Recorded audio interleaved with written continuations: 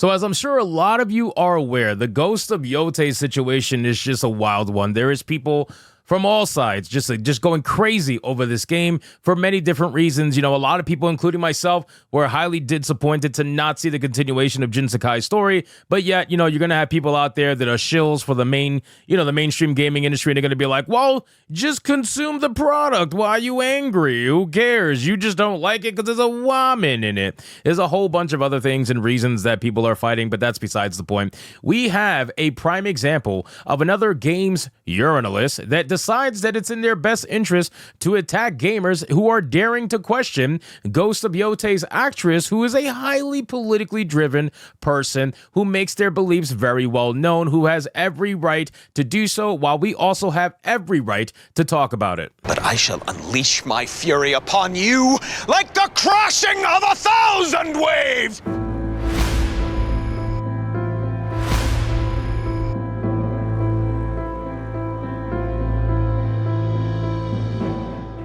Now, what's amazing and funny to me is that the shills make themselves very well known very easily because they're the kind of people that'll tell you, oh, just why, if you don't like it, don't talk about it. If you don't like it, don't criticize it. If you don't like it, just stop watching, stop looking, stop whatever, stop doing anything. They're the kind of people that they only want you to talk about something if it's positive, which is amazing to me because it makes me wonder what any of these people think about critics, right? Critics have been, you know, a thing for a very, very, very long time. Since the fucking dawn of entertainment, critics have been a thing, and yet nobody has ever questioned them. But the moment YouTubers have decided to do that same exact work, all of a sudden, now you're just a bigot. Now you're just a chud. You're just a racist. Why are you talking about this? If you don't like it, why are you talking about it? Well, it's because at the end of the day, you may play games that you only like, but as actual people who are in the gaming industry and who are in the gaming scene, I'm going to look at everything, whether I like it or not, because I love the industry and I want it to succeed. But unfortunately, it's taken over by people like this who we're about to talk about. So let's get into this article, guys,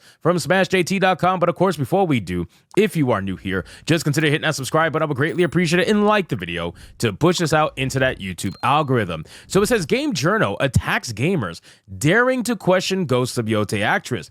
It has become painfully predictable at this point. Another game reveals its cast. The gaming community shares opinions, and of course, here comes the gaming press with the same tired, lazy defense. Now, again, looking at this person, Zarmina Khan, pretty sure I'm blocked by this person on Twitter. I remember specifically seeing this face at some point in time. I don't remember from where or how, but I remember I think I'm blocked from this person.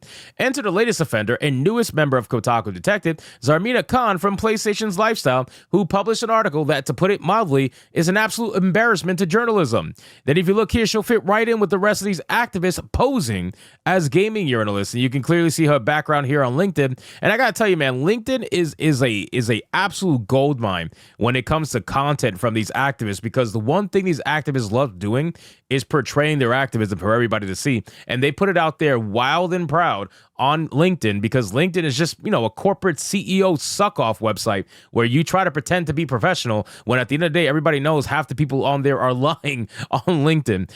It's worth mentioning that per her own LinkedIn, prior to working at PlayStation Lifestyle, she worked for the British government. Yeah, a gamer that loves games. Right. Her piece on Ghost of Yotei voice actor Erika Ishii being harassed by trolls has all the makings of the worst take imaginable, pushing an agenda with zero concern for the actual facts. You know, that really important thing that makes a story viable, or at least used to. Let's start with the basics. Where is the evidence? Now, again, just to point it out there, Erika Ishii, you know, this person is a psychopath. I really don't know how else to put it other than that. This person is an ideologically driven psychopath. It's very clear, very obvious. If you look at their Twitter page, it has all the markings of exactly that.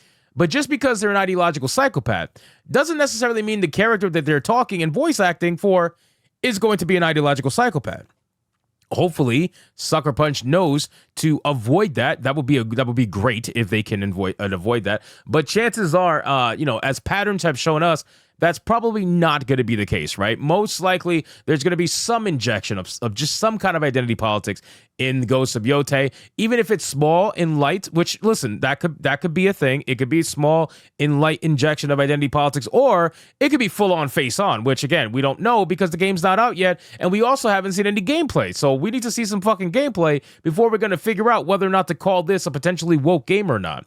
But in any case, like all articles of this type, Khan offers up vague accusations of harassment and trolling, but provides no receipts. None. Not a single screenshot. Not one quote. Just vague statements about how horrible gamers are because, once again, we've been daring to question the casting of an actor who's openly a queer, genderless activist. If you're going to call out a supposed wave of trolls and harassment, shouldn't you at least offer some proof? But nope, Khan sticks to the usual formula of slapping labels on anyone who doesn't agree and pretending that the entire gaming community is toxic on the whole, alluding to generic talking points and trying her very best to play the victim.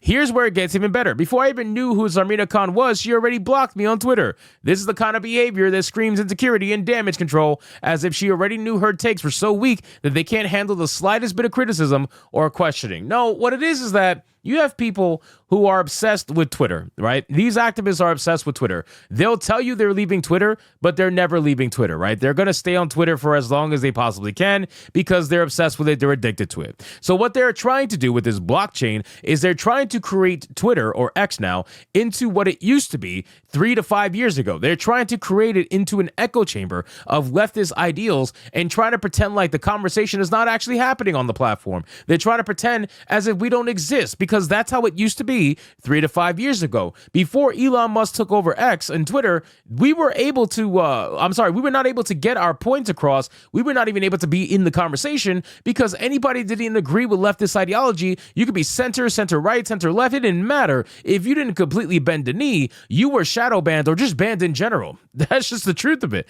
For anybody who used Twitter, it was a leftist cesspool. But now it's a lot more open, it's a lot more free, and everybody gets to take part in the conversation. But people like Zarmina don't like that. So the blockchains exist in order to try to recreate what Twitter, or X now, used to be for them. It's beyond laughable at this point to see this preemptive blocking and then write an article where the community is framed as toxic and hostile. It's almost like the moment someone points out the obvious flaws in a narrative, they're erased and branded a troll. Echo chamber much, Zarmina? What's truly sad about this article is that it doesn't care about facts. It doesn't address the actual concerns or feedback from gamers who, yes, might have some valid points about Ghosts of Yotei's direction, casting choices, and themes. But of course, that will require actual acknowledging that not everyone critical of the game has malicious intent.